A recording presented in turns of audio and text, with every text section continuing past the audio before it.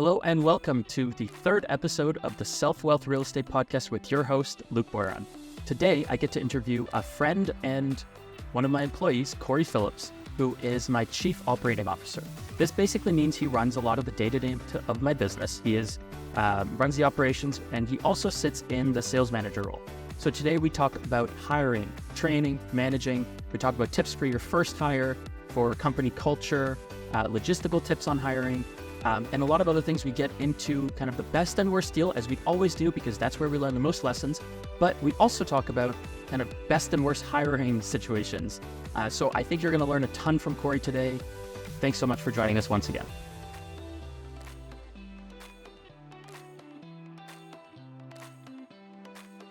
Welcome to the Self-Wealth Real Estate Podcast. Today I am interviewing my COO, that's Chief Operating Officer, Cory Phillips. I wanted to introduce you a bit to my team and what we do as a company. So Cory, thanks for joining us. Happy to be here. All right, Cory, tell us a little bit about, before we get into your background, what do you even do for us? What's your role? Not a lot.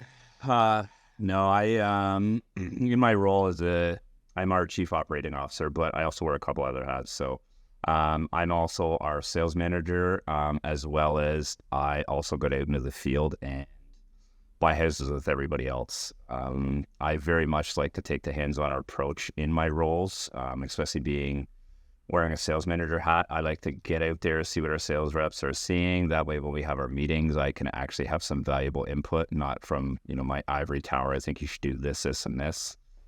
It helps me better understand what the reps are seeing on a daily, weekly, monthly basis, and how we can best tackle what's going on in the market. Okay.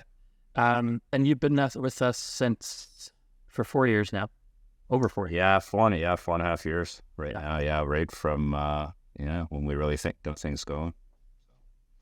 So what was your skill set before you joined our team? Like, wow, So I think what drew us together with my skill set was, I got a background in growing companies, right? What excites me is coming into a place, seeing a lot of potential, and seeing where I fit and bringing my skill set, which is building what I believe is building a really good culture, hiring, finding the right people, and then when you get those teams, is hanging on to those really important people. And making sure that, that core, that really strong core that you have, that stays with you, they're loyal, and they stay committed to you, and they're happy working with us. So, and when you and I met Luc, I, had a couple other job offers, as we've talked about, right? Where it's just kind of coming into a place, keeping the status quo. And, you were just you and a couple of people in a small little office, but I saw the potential there, and I saw the hunger that you had to grow this, and I was really excited when I jumped on board that we could grow this together. Yeah, awesome. And that's why I wanted to bring you on this podcast to introduce you a bit to the team, introduce our team a little bit to the audience, but also talk a little more generally about not just real estate specifically, but about building a business as a whole, hiring, because I do regularly get questions from people about business building. And, when you joined the company, you were, the third, you were the fourth person in the company kind of thing. And now we have something like 35 employees. So we've grown quite a bit since you joined. And I'll give you a lot of credit there that you had that experience hiring and training, and you were able to help us grow. So I think that is something that'll be really useful for our listeners. And I wanted to talk a bit about that. So you had built teams before, right? Yes. You had some experience in that? Yes, I was pretty set 411.ca for over a decade, and obviously a little different. It was a call center environment. When I came in, we had just shrunk the team down to about 5 to 8 people at the time. Over the course of the decade that I was there, we grew it to we were over 200 people. We went from everywhere from just, selling in big cities to little wee rural towns that you've never heard of all across Canada, and, building a really strong core of people that stayed with us for, 7, 8, 9, 10 years, which is, really unheard of in a sales call center. Yeah. So tell me a little bit about, can you give us some tips about building a team? Building a team, that's a loaded question there. So we can jump right into that. Yeah, absolutely. So there's a lot of different aspects on building a team. Obviously you started hiring, and we can talk about hiring. One of the things I said to you, if we go right back to the beginning, was when you're building a team, our first 5 to 10 hires that we brought into the company were really the most important, because from there, they were the pillars of the company. And I believe almost every one of them is still with us, that we brought in early on, because, we really took the time to find the right people, because everybody that came after that, they were going to be measured against those people. And also the culture and the type of person that you bring in early on is also going to set the tone for what your culture is going to be. Because you and I can sit here and, put in all we want, different checks and balances, different, we can have all kinds of company outings and do all that stuff. But if we do not have the right person, and the right temperament, the right behavior, the right work ethic, the right people skills, and, it's really hard to build a company from there, right? If you don't set it out right at the very beginning. So I think we did a very good job in finding the right people. There is a little bit of luck involved in it too, so don't let anybody kid you that it's just all their skill set, because once somebody comes in and they kind of get past their 3 months probation, that's when you really get to, see somebody. Do they change? Do they, what do they do? What do they deal with adversity and all that stuff? So I think we got, a little bit of luck, and, we did some really good things there, right? So on the hiring end. So, okay. Yeah. So when you're hiring, what do you look for? What do you look for when you're hiring someone? So I'm a little bit different than some people when I'm looking, building a team. I don't have a set of questions. So if I give you a little bit of how we go about the hiring is, the very first, I obviously search through the resumes like everybody else does. I'm looking for somebody who's been in a place minimum 3 to 5 years. It shows me that there's 2 things. One, they have loyalty and commitment to a company, and 2, that they're actually employable. So almost everybody in our company has had at least, we've taken a chance on a couple of younger people who didn't have a very strong resume, but they brought in, really good social skills and really good sales skills for what we were looking for in the role. But I'm really looking for somebody who's, been somewhere again and, done some things and kept their job. So that's first and foremost. Then you get into the hiring. I like to have a quick 5-minute phone call with them, tell them about us. I think companies get it wrong where they just assume everybody wants to work for them when they don't even really know anything about you. So I usually make a quick 5-minute call, check their communication skills, ask them a couple little questions. But what I really do is tell them about us and really get them to understand who we are, what we're looking for, and why they would even want to consider working with us. Because I very much view the hiring as a 2-way street. If you tell everybody, you share your good, bad, and ugly, most people really appreciate that. That way, when they get in, there's no surprises. From there, I say, hey, here's my phone number. If you liked our conversation, you're interested in continuing this, shoot me off a quick text tonight or tomorrow. Happy to move forward. So once we have that, I get the, hey, yes, everything sounds great. We then have a phone call where we both, it's just a conversation. I kind of have some of my set questions I like to ask. But for the most part, I really want it to be a conversation, because I really want to make sure I do a good job of listening. And it's the same thing when we get into the sales side of it is, really making sure that we listen to the sellers and we're not just checking off a box of, hey, I have these 20 questions. Then one of the number one things I'm looking for when we're hiring, we have almost no internal bickering or fighting because everybody does their job. And I think one of the reasons why that happens is we have, everybody really owns their role and takes ownership, and they also take ownership if they make a mistake, right? We're big here on solutions. I want to talk about the problem for 5 seconds, and then I want to talk about how we solve that problem. So I think one of the biggest questions I think anybody can ask is when you're talking to somebody, a potential candidate, ask them what their biggest mistake they've ever made in their career. And what happens is you see a lot of people, I'll use the sales side, for example. They'll say, hey, my last job, I missed quota 2 months in a row, but what happened was the leads were bad, or, the lead generators, or my territory wasn't it wasn't good, right? So what they did is they took that blame and they placed it on somebody else. Instead of saying something, I would much rather see, and this isn't even, some people might laugh at this. I'd rather somebody say, you know what, I was really kicking some butt there for, 3 years.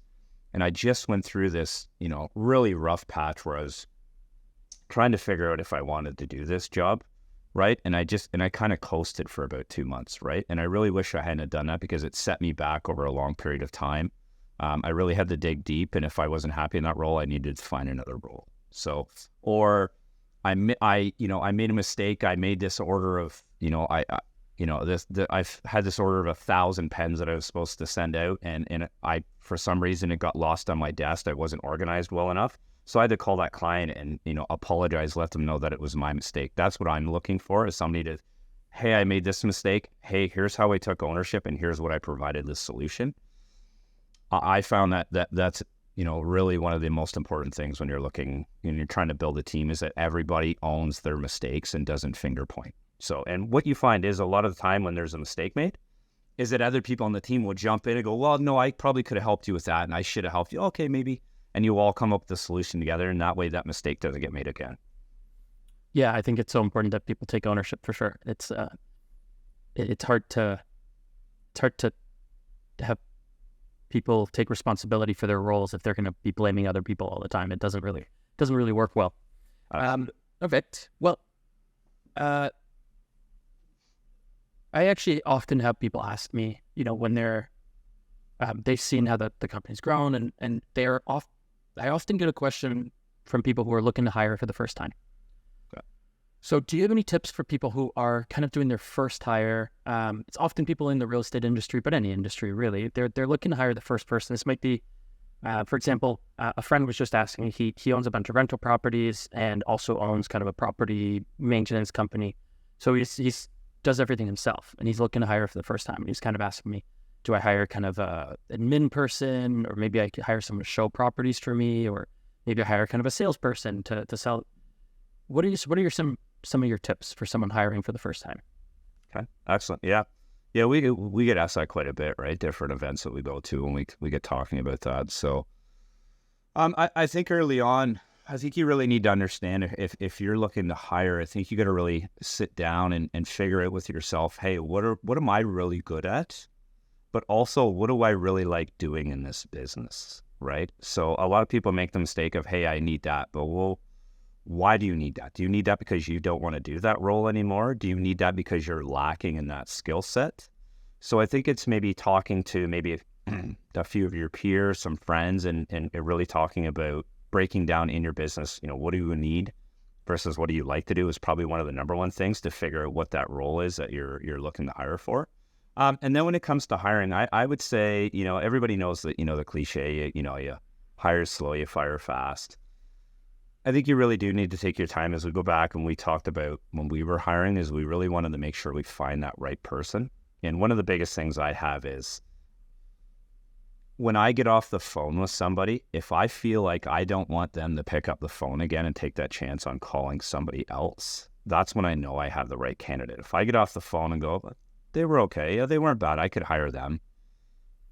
It's to me, it's a little bit like shopping, right? I've kind of taken a new thing with my my golf shirts, where I used to buy a lot of golf shirts, but now I'm like, if I don't have to have that golf shirt, I don't buy it. If it's just like I like it, I don't buy it, because I know it'll probably get worn once or twice and just go right back into my closet, right? So for me, it's I got to have this shirt, and I want to buy it before a buddy jumps in and buys it. I got to see that shirt on him, right? So it's kind of the same idea. And I think when you're hiring, I think what you really need to do is also bring somebody in. So everybody generally knows somebody who's hired, who's had some experience, somebody who's been successful. I think you really need to bring that in to bounce the ideas off, and also too to have somebody else ask those maybe some of the questions that you don't know to ask.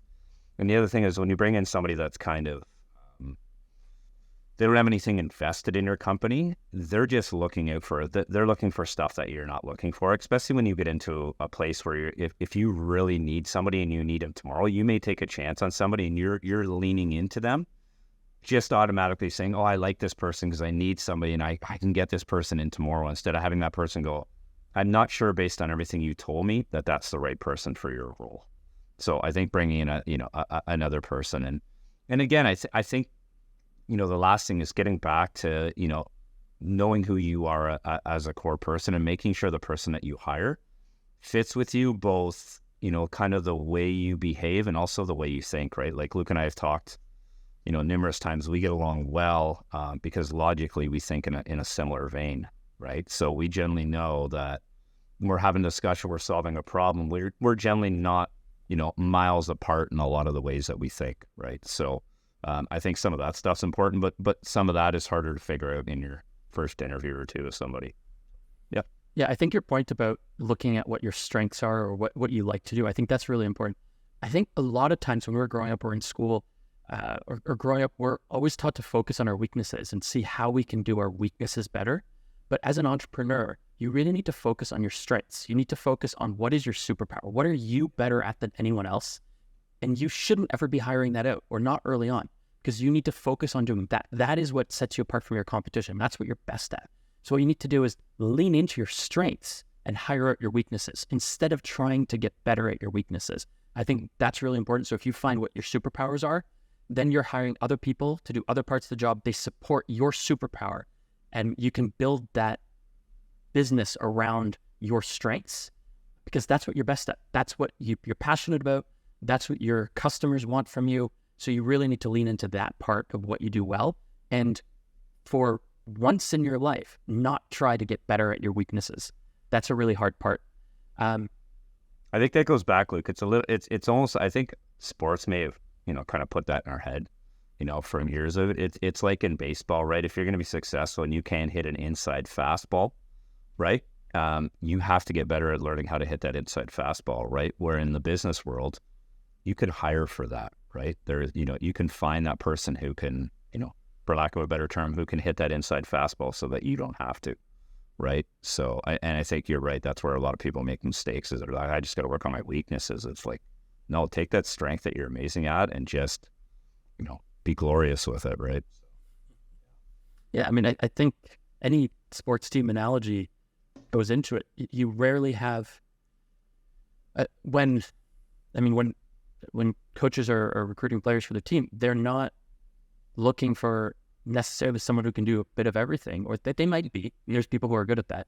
But often, if you're incredibly good at one thing, that's what they're bringing you in for. I don't watch a lot of baseball, but I'm assuming if someone is an amazing batter and they suck at playing the outfield or really anything else other than hitting the ball, they play first base. They play first base. That's where they stick them. They play first base. Well, sticking with the baseball thing is, now you have, a guy, a pitcher who throws with their left hand, right? And his specialty is getting out a left-handed batter because that pitch looks like it's coming in to hit that left-handed batter, right? And left-handed batters have a hard time with a left-handed pitcher. So that kind of became a thing, right? Over the last decade was, bringing in that lefty specialist, and they are really good at striking out lefties.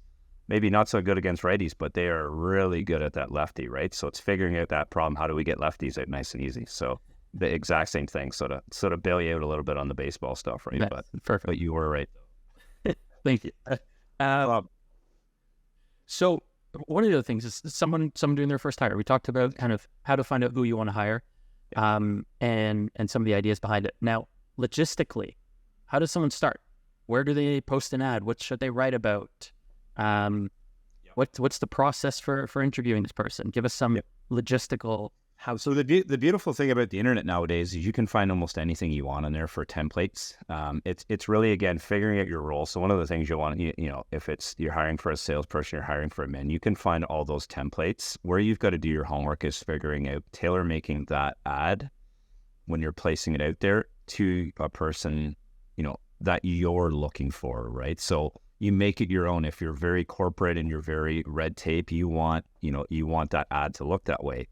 If you're a cannabis store and you want somebody fun and it's a fun environment, and you're going to maybe make up an ad that's, it's got some jokes in there. There's got some sarcasm, right? Because that's the type of person you're looking for. So it's really about making your resume. You're presenting that you're sending out your resume. That's kind of what that is.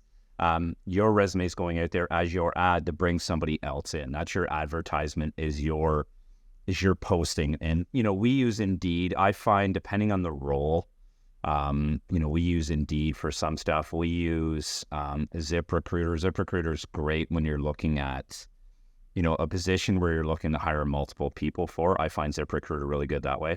Indeed, We use Indeed, a lot of the time when it's more, one specific role.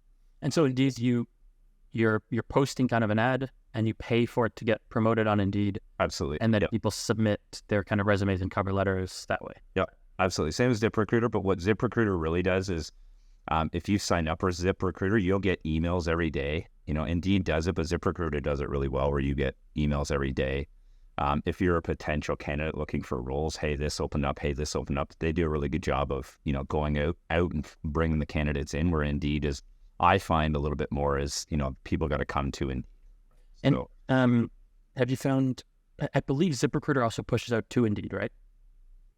I don't know. They've, from my understanding, they flip-flopped a little bit.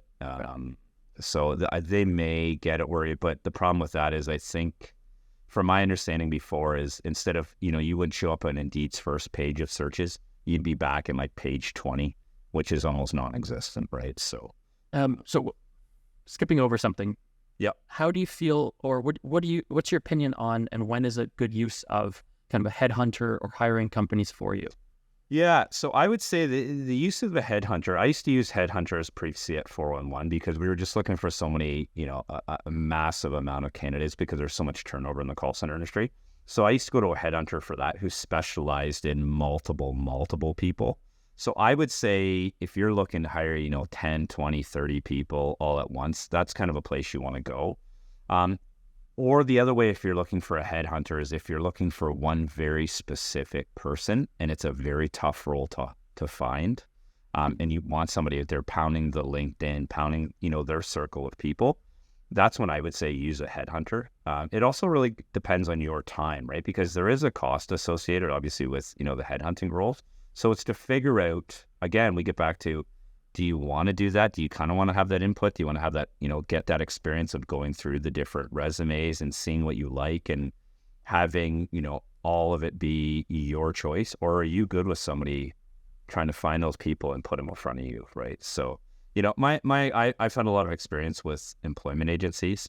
The thing I found with employment agencies is early on, you get their rock star that finds you. And then what ends up happening as you get down the road, they tend to dish you off to somebody. And then that rock star goes on to the next business, right? Because that's how they find their business.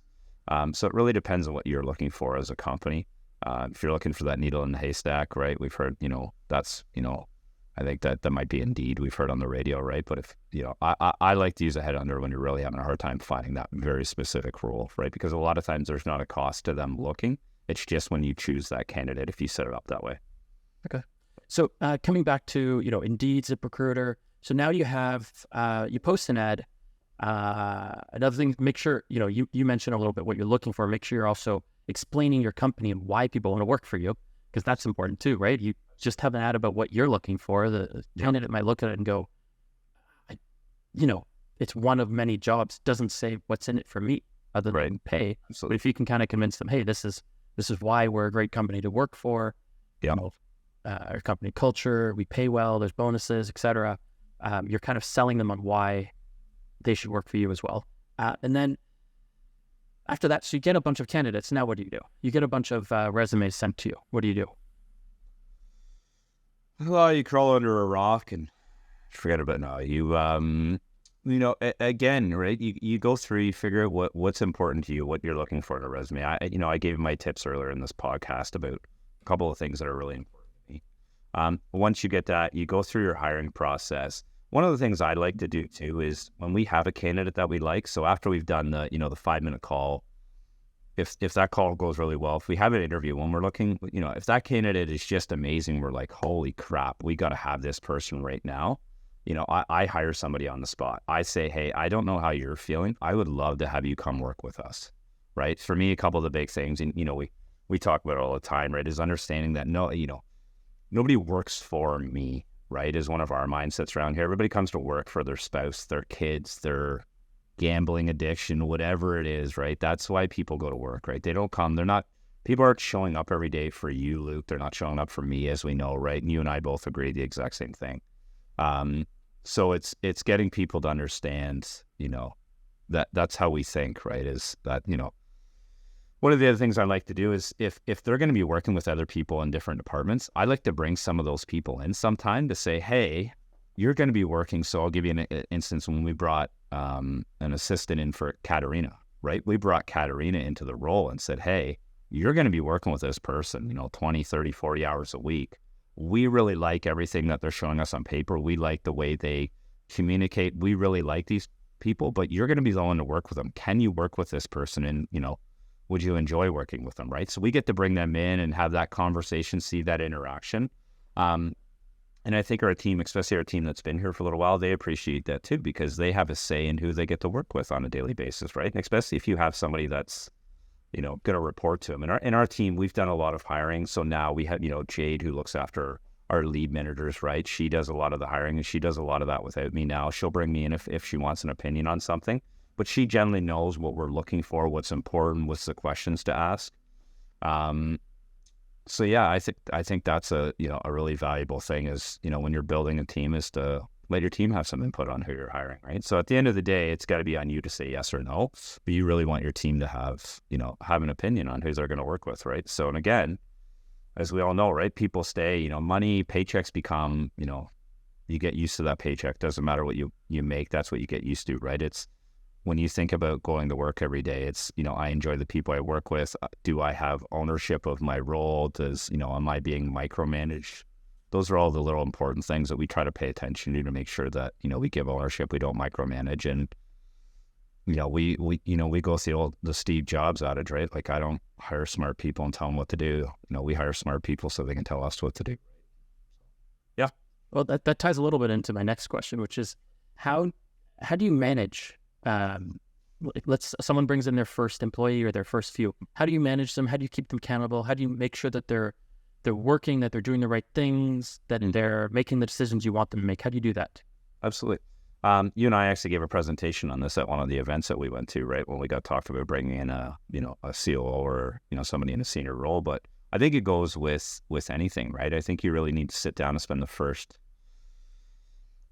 week, you really got to be hands-on. I think a lot of people bring people in and just go, here's what you're doing. Here's these 5 things. Okay, go do your thing, right? I think if you really want somebody, you really need to sit with them. You really want them to have a hands-on.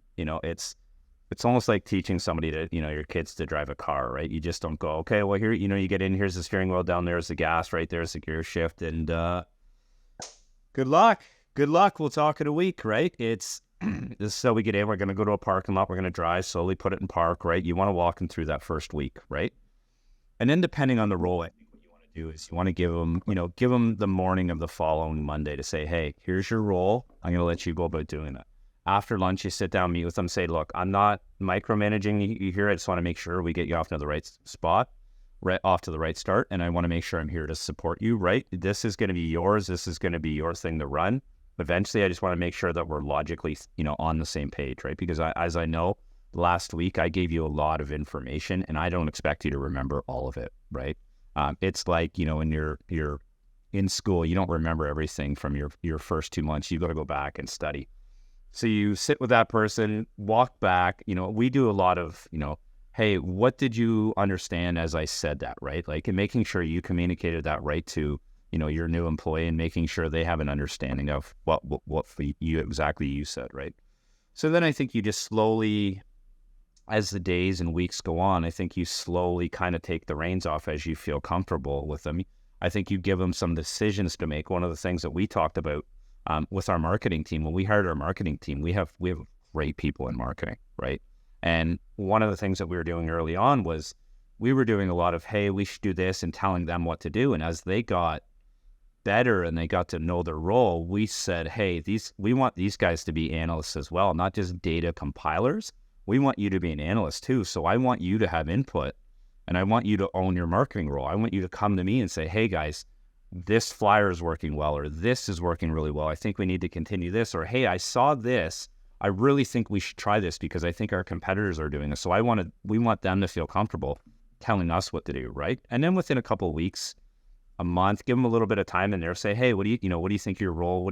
Any thoughts on any improvements that you want to make? Because everybody wants to feel like they can make their role better, right? They're the ones doing that 40 hours a week, not you, right? So and again, if you've hired the right person, they're going to have some thoughts on how they can improve it. And when somebody gets to improve on their role and they feel like they've had a lot of input on their role, they take so much more ownership of it again, and they're going to work harder, right? And you don't have to micromanage those people who, again, if you went back to hiring the right person, they have the right work ethic and that, which is a little bit of luck. But when they feel like they own their role, they want to make sure they do that really well. So. Yeah, exactly. Okay, so normally we do a segment of an episode about the best deal and the worst deal. I think people, I know myself, I love learning from other examples, kind of case studies. Instead of jumping right now into the best deal and worst deal, we'll talk about that later. I want to talk a little bit about your kind of best hiring experience and your worst hiring experience, because we learn the most lessons from things that go wrong.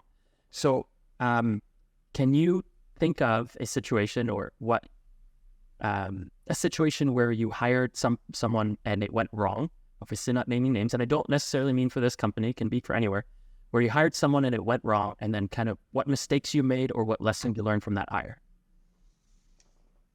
Oh my goodness, there is years of, I like anybody else. I've made some bad hires, right? We've made some hires that were urgent hires, right? And we had to find somebody, and it was not the right hire. And I went back, slapped myself on the hand, and it was like, if we could have just waited an extra week, I broke one of my rules, which was I let urgency take over rather than making the right decision. I've had some really funny ones over the years. I've had, with this company, I had somebody who, in training, they were doing 95% of the talking. I asked them, I pulled them aside and I said, look, like, you might be nervous. I don't know what's going on here, but like, I'm not able to actually train you because you're doing all the talking, right? Like, you're answering all my questions. And it went on for 2 days. And I finally just said to him, like, look, like, we can't work together anymore, right? Like, nobody else in this company can get another word in edgewise, right? And you're not learning anything because you're doing all the talking, right? Which I myself, as anybody knows me, do a lot of talking. And it was a little bit of like, hey, the joke was, well, Cory let them go because they took his microphone away, right? So I think one of the funniest hires I ever had was a long time ago in a company I had. We used to do like a round table hiring. So you'd bring people in a group of 10. And while I was in the interview, a woman picked up her cell phone. Because it was ringing during the interview, and I'm talking, and I'd stop, and she said, yeah, no, I'm in the interview, right? Yeah, no, I think it's going really well. And I kind of, okay. And then she puts the phone down, and then, oh, sorry about that. And then 30 seconds later, her phone rings again, and she picks it up, and she said, no, hi. And she gives me the one thing, just a moment. She's like, yep, no, I don't, what do you want for dinner? I don't know. I could swing by the grocery store, and proceeded to have a discussion with her husband while the 10 of us sat around a table. So I went over while she was on the phone, and I picked up her purse, and I said, she was like, okay. So I came, and we walked outside, and we walked her over to the elevator, and I just put her purse down, and I said, thank you. And then she put her phone down. She said, so do I have the job? Like, when do I start? Right. And I went, never. And then I just shut the door behind me, right? So, well, I mean, this was a phone roll, right? So she just showed she was good on. It was a phone roll. She was trying to show, she was trying to show her phone skills, right? She had really good soft skills with her husband, which was fantastic, or her partner, whoever it was, right? So, it was good. On the bad side, I mean, we've had them, right? Without getting into naming names, you get in, some of the stuff I said where you get a little bit of luck is I can't see work ethic in an interview. Like, that's, people can tell you. That's where you go back to the resume. And when you see somebody who's held jobs, we get back into the loyalty commitment, but also shows when they're employable, right? Generally, you can get by your first year, maybe 2, with kind of not having a good work ethic. You can get by with intelligence and working quote unquote smart.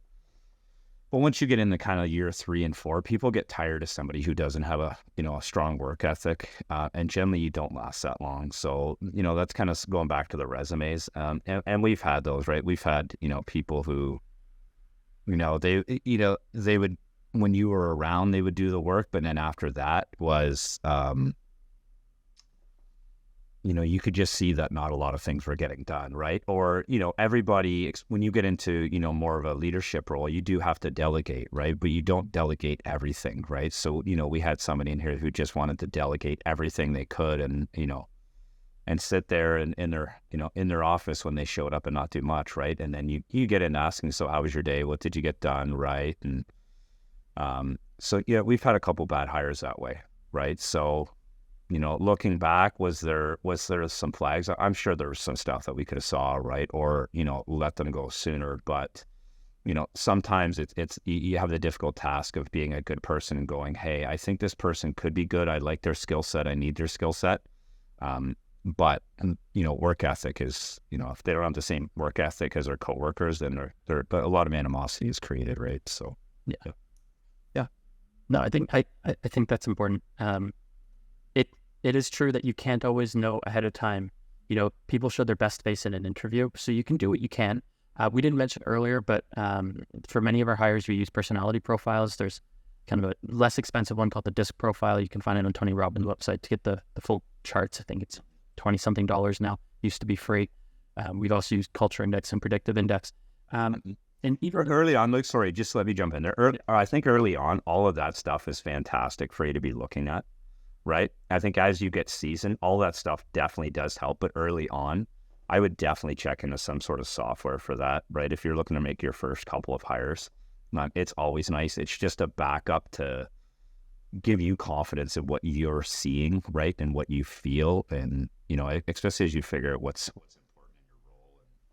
Yeah, for example, the DISC profile, like if you're hiring, let's say, a salesperson, you're looking for someone with a high D. They kind of that drive and determination. Yeah. But still a good balance of the I, which is kind of the interpersonal skills. They like talking to people, but if the I is higher than the D or much higher than the D, they may have trouble closing because they like people too much to be able to pull the trigger. So, understanding how, and the DISC profile explains it well. However, what I was gonna say is that it doesn't. All of these tests rely on the person answering for them about themselves. So if they're really deluded on what they believe about themselves, the result is not going to be accurate. And the other side of that is it might show the personality traits or what they do, what they have, or what their strengths are. But it, as Cory was talking about, it's not going to show your work ethic. Mm-hmm. So this is maybe, of their skill set, they might work best in this type of role, but they don't actually work hard at all and they hate working. Yeah. So that's not gonna work out well. I was gonna share a story as well. One of my first hires, I was hiring for a personal assistant when it was just kind of me in a small shared office space. And I did a phone interview with this, 2 phone interviews. So I kind of went through resumes, did 2 phone interviews with this woman. She shows up for work Monday morning, signs a contract, starts working at 8 or 9 a.m. She leaves for lunch at noon and never came back. I messaged her a couple hours later, like, hey, you coming back? Never heard from her again. So possibly she was hit by a bus. I hope not. More likely, I didn't do a good job of conveying kind of expectations or what the role would be like for her. And she didn't find it appropriate and did a bit of a millennial or Gen Z thing and just kind of ghosted me, which is never do that. Either way, I own that. I probably could have done a better job of conveying kind of what the job would be like so that there wasn't unmet expectations when she started. But yeah, that's definitely something that, I've kind of learned from that and make sure we convey to people, have a much better understanding of what the role is. So we don't put all this effort into hiring someone only for them to start and go, oh, this isn't what I thought it was going to be. Yeah. And I think to your point, Luke, and I think getting back to training, right, and getting into that is training's always, you always got to be changing it, right? There's always, our training, I think, is good. We talk about it all the time. We can continue to make it better, and you got to make sure you're always continuing to do that, right? Anybody that's been in that role, you try to document as much as you can. You document what they're good at, what they're not good at, what they brought to the table, any ideas they have for improvements. You want to make sure you be documenting that all the time, right? And we use a lot of, videos, right, where we try to use Zoom and, we share a screen and go through some of that. That way people can look back through so they don't always need to, use you or call you and say, hey, can you walk me back through? And just, hey, you can record that video up. They have a resource where they can check it out at, as we know in the workforce, right, there's a lot of work-life balance now. So it's not just a 9 to 5. You're not sitting beside them in the office. If at 11:30 at night they're trying to fill out a document and they go, oh crap, how do I fill this out? They can just revert back to the training document, the training video that they saw, right, that you went through. Oh, that's right too. I fill this out, and doesn't need to bother anybody at all, right? So, yeah, absolutely.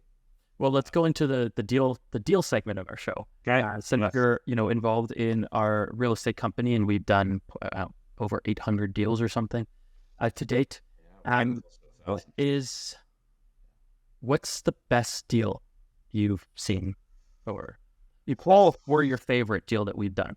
Oh, we've got so many different ones, right? It's hard to pinpoint.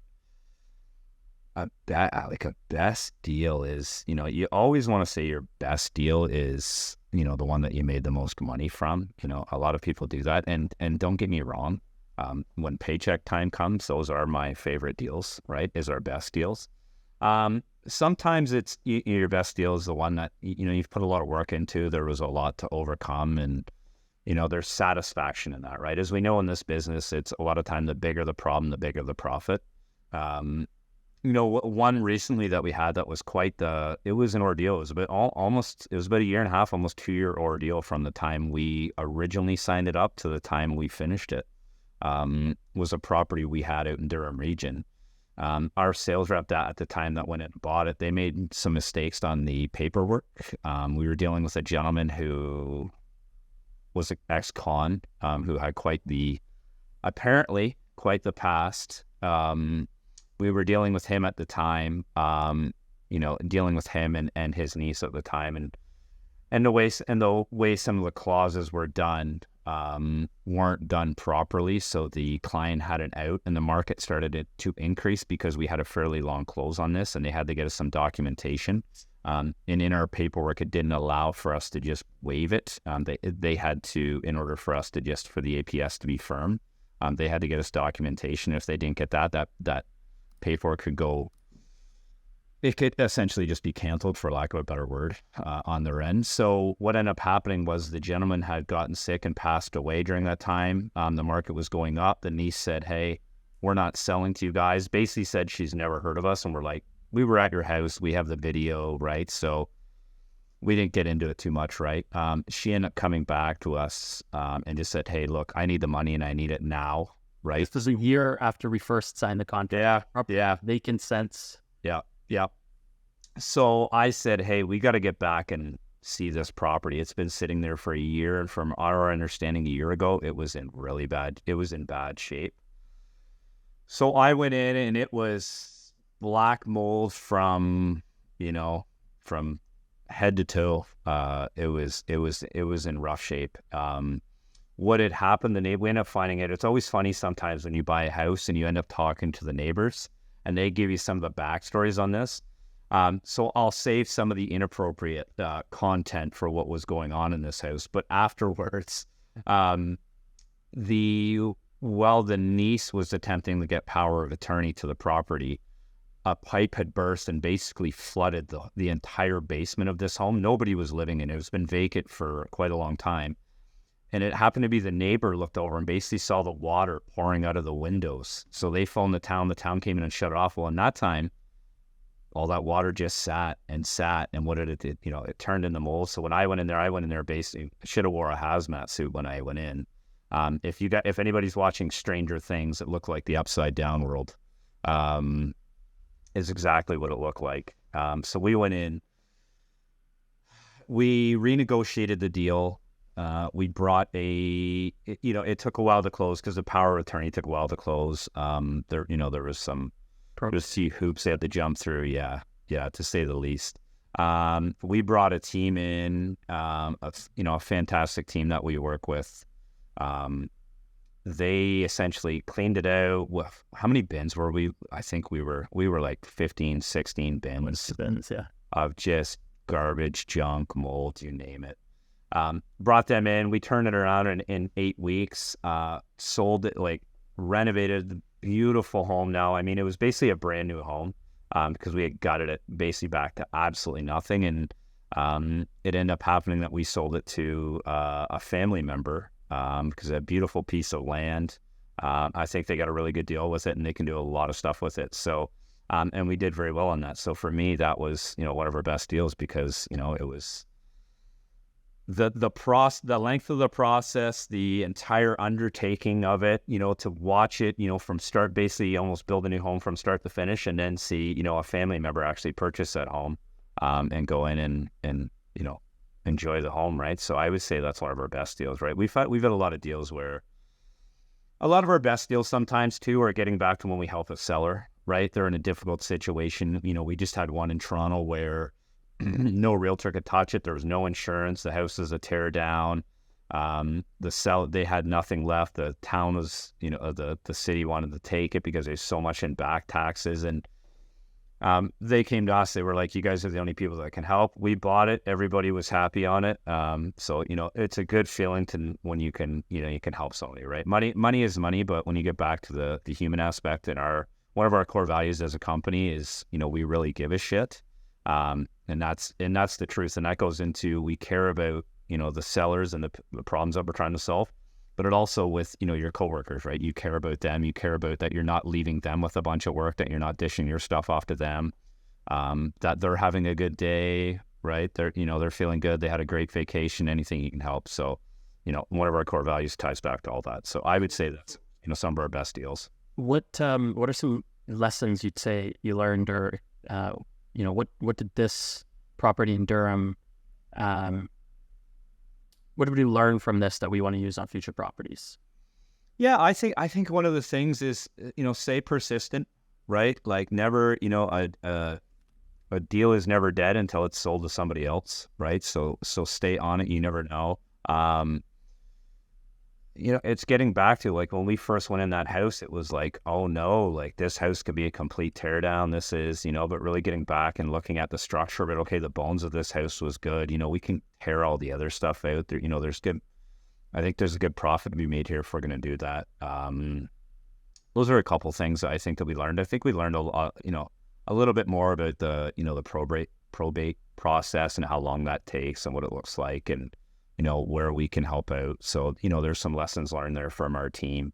And I think there's also always a little bit of trial and error on these not necessarily trial and error, but this one in particular, because there was a lot of land and it was an area where this could have been developed into a lot more than just a single family home.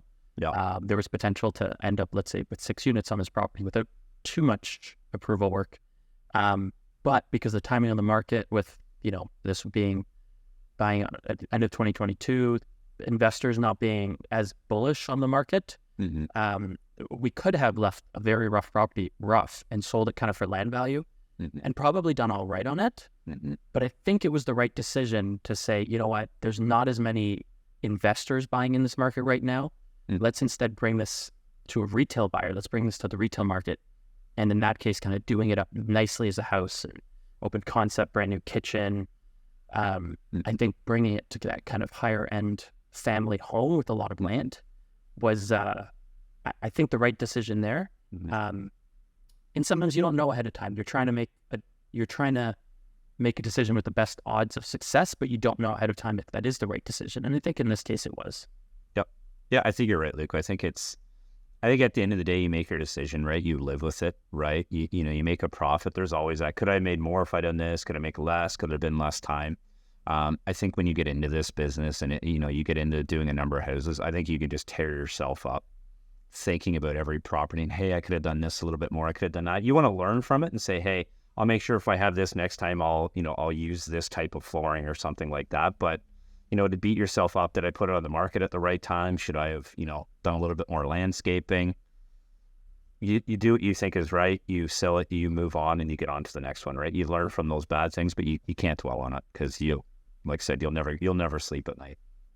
So we talked about your best deal or your favorite deal.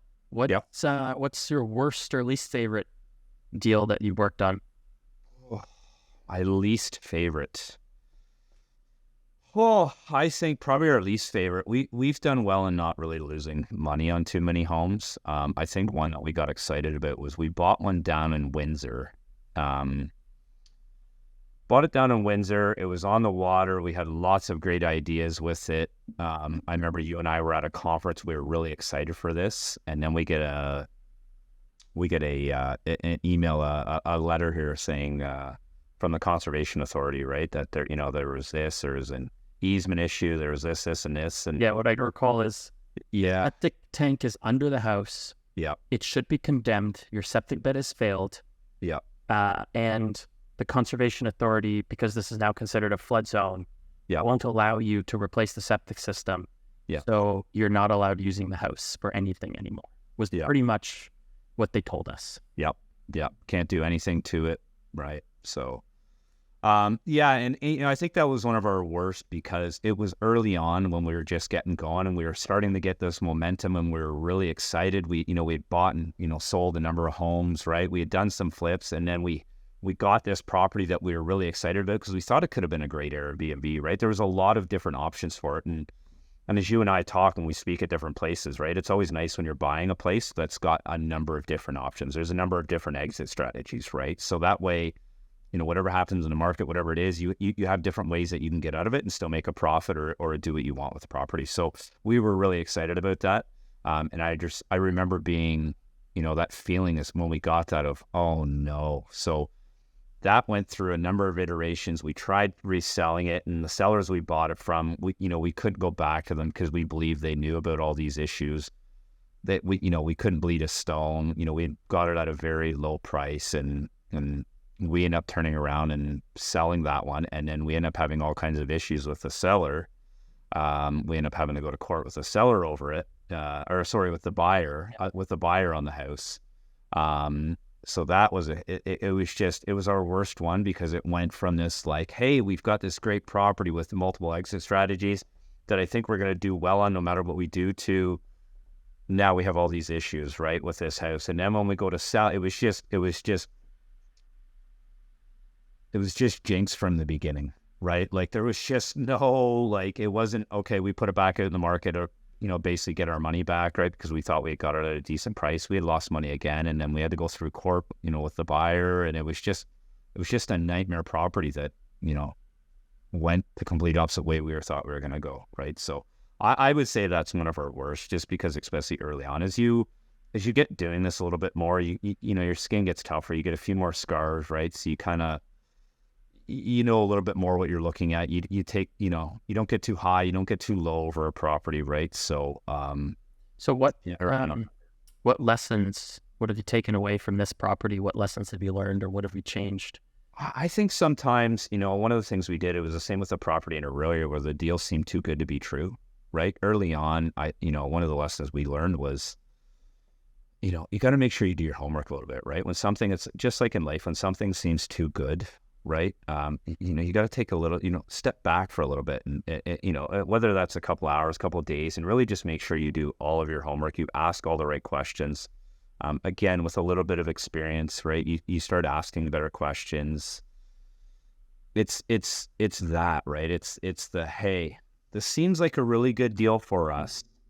What's the catch, right? And you got to make sure you tackle it from all angles, right? Do we have a zoning issue? Do we have, if it's on water, what is the septic? What is the age of all that stuff, right? So it's really just making sure before you jump into something that seems like a really good deal that you have all angles covered, right? And you're like, okay, I've come across this, but I still think this makes sense, right? So, understanding what your price point is, what your cost to fix it, really making sure all of that. And, one of the other challenges for us was because it was so far away, we didn't have a local person that could just jump over there and take a peek, right? And do something. I think that made it a lot harder. Yeah, absolutely, right? So, but that's some of the lessons we learned, right? I think that's something like in general, we buy privately houses with, we don't typically get the septic inspected.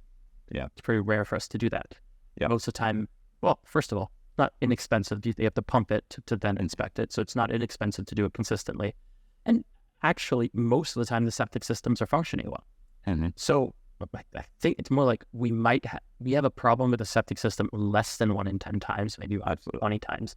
Build an extra $5,000 into each one of those deals. Yeah. Do 20 houses, one goes wrong, but you built an extra $100,000 of profit into those overall deals, and you spend $25,000 on a septic system. Usually it's fine. In this case, it was more the Conservation Authority. But here's the thing.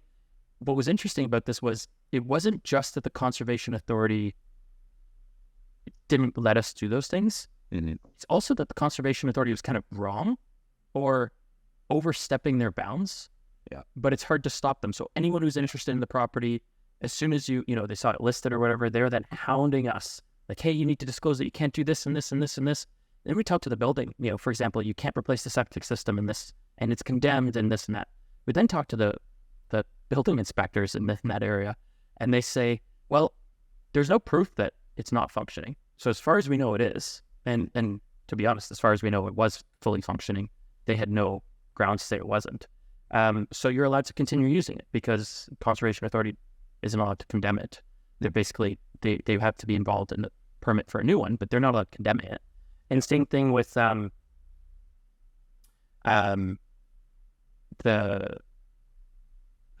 city inspectors also, like, and nobody's around on weekends and stuff, so you go ahead and fix this up. We wouldn't even know about it.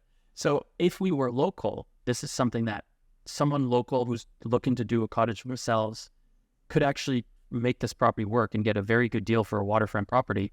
Yeah. However, every time, because there was a conservation issue, we disclosed that every time someone would contact the Conservation Authority, they would get scared off because the Conservation Authority were basically assholes.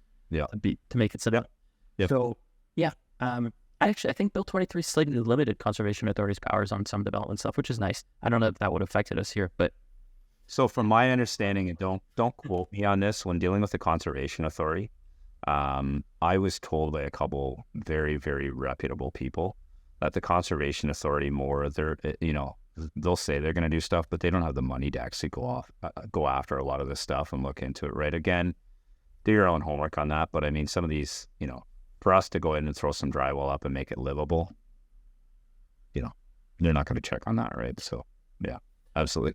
All right, so we're going to get into the final section of our show. I wanted to ask you some of our final questions. With your time in the company, and I'm modifying them a bit for your role at the company, with your time at the company, how have you seen things change with your experience in the company or the real estate investing strategy? How have things changed? Well, lately, with the market being the way it is, we've gotten in doing a lot more rentals, right? Because we've had to. I think, as a business, you can never pigeonhole yourself, right? You can't just be, you want to be like, hey, this is our gold medal product, right? And this is what we want to do. But when times get tough, you can't just go, well, this is what we do and we're just going to do it forever, right? So we've had to get into a lot more of the renovation side, which has put a lot of strain on a lot of us because, or I shouldn't say a lot of us, just, on a lot of the people in the company, because they've had to take on more responsibility with, all the different renovation stuff, right? So, but again, you do what you got to do as a company during tough times, right? So, we've seen that change, and, to Luc's credit, it was, hey, what we do as a core business, and we do a lot of flips in that, but we do a number of other things, right? Let's get back to focusing on doing a lot more renovations, because this is what's going to get us through a tough time, right? And the market changing, and making sure we're making smart decisions, right? So that's probably been the biggest, change for us, right? Is, getting people thinking that way, and also getting our acquisition reps to think of, hey, what does this look like for a rental, right? So getting in and making sure that we understand better what's going on, because if we're going to ask them, hey, we're thinking about flipping this, what are you seeing here, and here, right? They're ready for that, where it used to just be more, this is the house, here's my video, we should be able to sell it, right? So it's a little bit more of training your sales reps to be like, hey, we're probably going to ask you more of these questions. I need you to be ready for this, because your eyes, I'm not there, Luc's not there. Your eyes are going to be you can, make or break this deal, right? Oh, sure. Yeah. So what's one piece of advice you'd have for your younger self? Oh, I think, I talked to somebody the other day and talking about how my leadership have changed. I've been in a leadership role since I was 20. I think the biggest difference I learned, and again, it comes with age, it comes with, a little bit of security, but I think understanding in the leadership is that you don't have to have all of the answers. If you have a great team, you just got to be resourceful and be able to find the right answers for everybody. Early on, I always wanted to be that person where everybody come to, and I wouldn't share how I knew a lot of that stuff. And I wanted everybody to come to me so I'd feel important. So I thought like my bosses would think, oh God, everybody goes to Cory because he knows everything. And that ended up being 50, 60, 70-hour work weeks because I was too busy answering all these questions instead of training somebody else or teaching somebody else some of this stuff that would allow me more time to focus on, some of my other roles and some of the stuff that wasn't getting done because I was too busy being a know-it-all, right? And wanting to feel really important that way. So the biggest thing I learned is, as a leader, you are only as good as the people around you, right? You can be this great leader, but if you don't surround yourself with great people, doesn't matter, especially when you're building, a business of any size. It doesn't matter. For sure. Right? You can't do it all, right? So you need those good people, and you need them to know their role and own their role. And we have it so much in the company now, right? Everybody, if there's a question, they know who to go to, right? Some, a lot of times it's me, I'm here for support, but for the most part, they know, who to go to and where to get that answer, right? So I think that's the biggest thing I wish I'd taught myself 20 years ago, right? Yeah.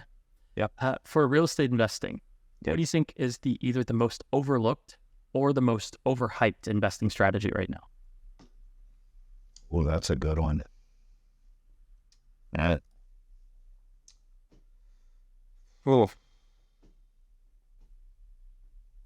That's a tough one, Luke. So I think it depends on some of that stuff. It really depends on the person. I think it depends on so much of somebody's deal analysis, right? Like there's so much that goes into that, right? I don't know. I got pretty sick of hearing the BRRRR method for everything we go to. Every new investor that's just dumped down their throats, right? The BRRRR, BRRRR, BRRRR, BRRRR. I got pretty sick of hearing that. So that's just a personal, like, if I don't hear the word BRRRR again, I would be great with that, right? So, I think it gets back a little bit to going back into what your strength is, right? So if you're somebody who knows the construction side, the tools, right? And you want to be doing flips and you enjoy that, and that's what you do, right? So I think it really depends on how you're trying to set up your life, right? Like Airbnbs, we know lots of people that do Airbnbs. You guys do Airbnbs. You like that, right? And again, it gets back into, some people like the Airbnbs because they like the setting up of the homes, right? They're always constantly like furnishing a home, right? When they're buying new Airbnbs. So they're loving that, right? So if you ask me, I don't know, it really depends on getting back to what is your strength? What do you like to do? What do you want to do? So I don't know if that answers your question well. But I think too many people get tied up in this is what I should do because I went to this real estate conference and they told me this is the foolproof thing to do, right? Is the whatever it is, right? So I think when you get into the real estate investment world is, figuring out what you like to do, right? Do you like the do you like the heavy renovation side, right? Or do you just like the, the paint and the flooring, right? Do you like just doing that? Do you like making a house pretty, right? Do you like a little bit of landscaping outside because you think that really does it, right? So I think it really just gets back to you as a person and what motivates you, right? What floats your boat? What do you like doing? And that's, and if you can make money doing it, then, make whatever income you want doing whatever it is. I think to me, that's kind of the way I would look at it, right? So it depends on what you're getting into it for. Everybody's getting into real estate investing for the long-term security and everything, right? But, you still got to live your life on a daily basis and do this on a weekly, monthly, yearly thing until retirement. So, what do you want to spend your hours doing? Right now. So, Cory. Yes. Can you tell people how they could sign up for our buyer's list if they're not on it, and why they would want to, and why or how to reach out to our company? Absolutely. So, always love getting people on there, whether you're looking for your first home, you're looking for, Airbnb properties, you're looking for condos, you're looking for townhomes, whatever it is that you're looking for, chances are we will come across it. You can go to offmarketbliss.ca to sign up for our buyer's list. Go on there. We have properties come out. You'll get an email, whenever we have a property that's come available. It's going to have all of the details. On there will be a video with, Katarina or Tammy that you can walk through, have a listen to it. To answer most of your questions, feel free to reach out to either Katarina or Tammy, depending on where you're located. Ask them as much as you would like to know about our process. Generally, for the most part, it's all answered in the videos, but if you do have anything you need to know, get out there, see some of the properties, ask the right questions, and get out to get on that list. You're going to want to be on it because there's, especially right now, there is so many phenomenal deals that, we decide to just take down ourselves because people aren't getting it, right? So I think there's so much opportunity right now that people have missed out on, and I'm okay with it because we're we're reaping the rewards of deals that people aren't buying up right now. So there's a lot of great opportunities right now on our list. So not always, but even more than ever. If people want to reach out to you, if they have any questions for you, Cory, is there a way people can reach out to you? Absolutely not. So no, I'm just kidding. Yeah, absolutely. So if anybody wants to reach out to me, you have any questions, always send me a text. I for some reason get hit with 1,000 scams. So every air duct cleaning company in North America calls me.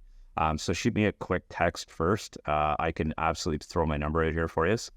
It's 289-200-1500. Just shoot me a quick little text, who you are, what you want to chat about. Happy to set aside some time. You can also reach me at Cory at you can any one of these, offmarketbliss.ca will work. There's one of our aliases. You can also reach me at Cory at blissrealtyinvestors.com. And that's Cory, that's Cory. Yep. And if anyone wants to follow me on Instagram, it's Luc Self Wealth, LUC Self Wealth. I post there regularly, so you can see kind of what I'm up to and some real estate teaching I have, properties that I'm working on, renovations I'm working on. So follow me there. Cory, thank you so much for joining. I think people will get a better understanding of our company, what we do, hopefully learn both a little bit about real estate investing, wholesaling, flipping, but also about building a business, hiring, training, managing people today. I think people got a ton of value out of it. So thank you so much for joining us. Awesome. Pleasure.